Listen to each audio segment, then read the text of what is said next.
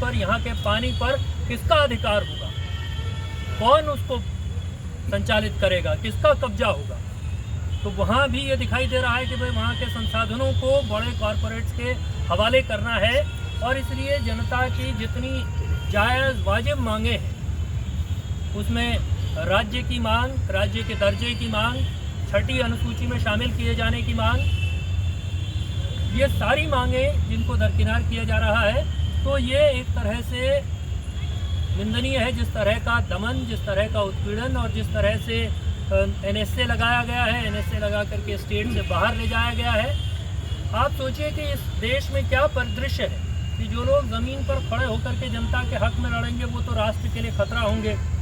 और राम रहीम जैसे लोग जो हत्या और बलात्कार में दोष सिद्ध हो चुके,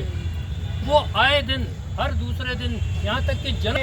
जो आत्मनिर्णय की लड़ाई, जनता की स्वायत्ता की मांग, ये लड़ाई असल में किसी एक इलाके की नहीं बल्कि हम जितने लोग हिमालय के बाशिंदे हैं उन सब का संघर्ष है, उन सब की लड़ाई है। और इसके बीच में जिस बात को राजीव भाई ने कहा, मैं इस बात को जोर देकर के दोहराना चाहता हूँ कि आज के दिन पर अब नई नई कहानियाँ सुनाई जा रही हैं। तो अभी एक कहानी कहीं मैं सुन रहा था कि वहाँ के डीजीपी कह रहे हैं कि साहब वो तो पाकिस्तान से उनका संपर्क था। अब ये रोज़ नई कहानियाँ आएंगी और कुछ दिन में पता लगने लगेगा आपको कि वो इतनी कथा सुना देंगे कि ऐसा लगेगा कि वहाँ लद्दाख से लेकर के और कर्नाटक तक जितने आंदोलन हो रहे हैं, यहाँ जो लड़ाइयाँ, सबके पीछे सोनम वांगचुक का दिमाग चल रहा था, भले वो अनशन में बैठे हुए थे। तो वो तो इस तरह से पूरी कथा के वो इलाका भी शामिल है जहाँ उन्होंने कहा कि भाई चीन ने कब्जा कर लिया है, चीन कब्जा कर रहा है। और एक ज़माने में प्रधानमंत्री जी कहते थे चीन को लाल आँख दिखाना है, आज के तारीख में उनकी हिम्मत नहीं हो रही, वो अभी वहाँ घूम कर गया है। तो देश के साथ कौन है, और देश के साथ होना देश की सरकार के साथ होना नहीं है। देश के साथ होने का मतलब देश की सत्ता के साथ होना नहीं है। देश के साथ होने का मतलब इससे जनता के साथ होना है। और सोनम वांगचुक जैसे लोग, हम सारे लोग